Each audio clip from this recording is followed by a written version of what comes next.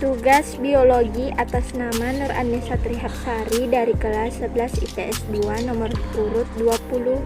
Hari ini saya akan menjelaskan tentang organel-organel sel yang terdapat dalam sel hewan beserta fungsi-fungsinya.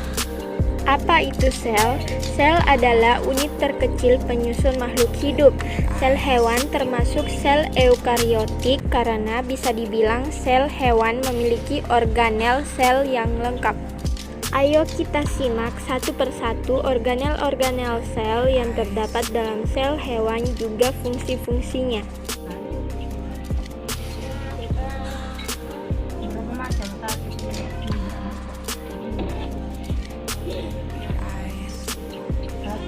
Yang pertama adalah nukleus.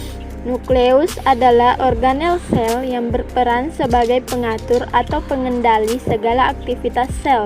Fungsinya selain mengontrol aktivitas dan proses metabolisme sel, dia juga menyimpan informasi genetik. Yang kedua adalah nukleolus. Nukleolus adalah salah satu organel sel yang terletak pada inti sel tadi.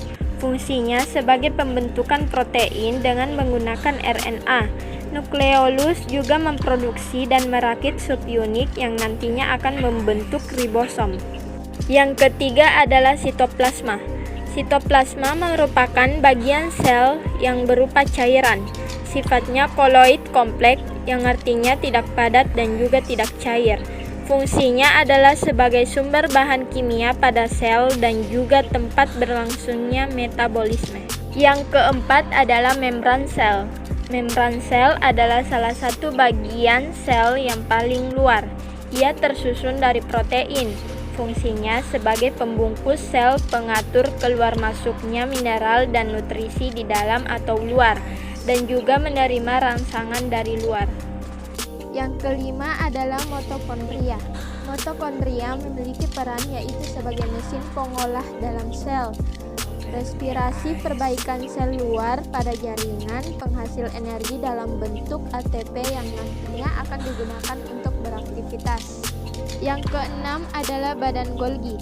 Badan Golgi sangat berkaitan dengan ekspresi sel. Perannya yaitu untuk memproses dan mengolah protein. Ia juga membentuk sel lisosom, membran plasma dan vesikula yang nantinya akan digunakan untuk ekspresi. Ketujuh adalah lisosom. Lisosom berfungsi untuk mengontrol pencernaan intraseluler, mencerna materi yaitu fagositosis, juga tempat penghancur organel sel yang rusak, yang biasanya disebut autofagi. Kedelapan adalah ribosom. Ribosom membentuk rantai polipeptida, yaitu protein dengan zat asam amino dan juga berfungsi sebagai tempat proses sintesis protein. Kesembilan adalah mikrotubulus.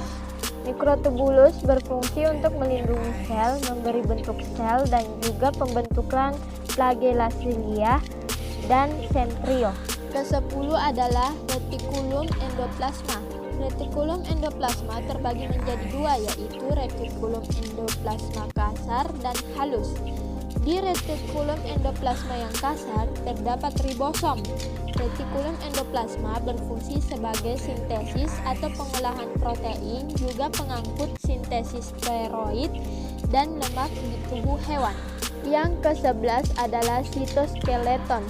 Sitoskeleton merupakan jaring-jaring bekas protein yang menyusun sitoplasma dalam sel.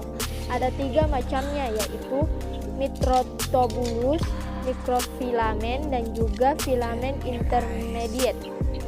Dan yang terakhir adalah sentriol. Sentriol merupakan pembelahan sel ketika terjadinya tempat pembentukan silia dan juga flagella.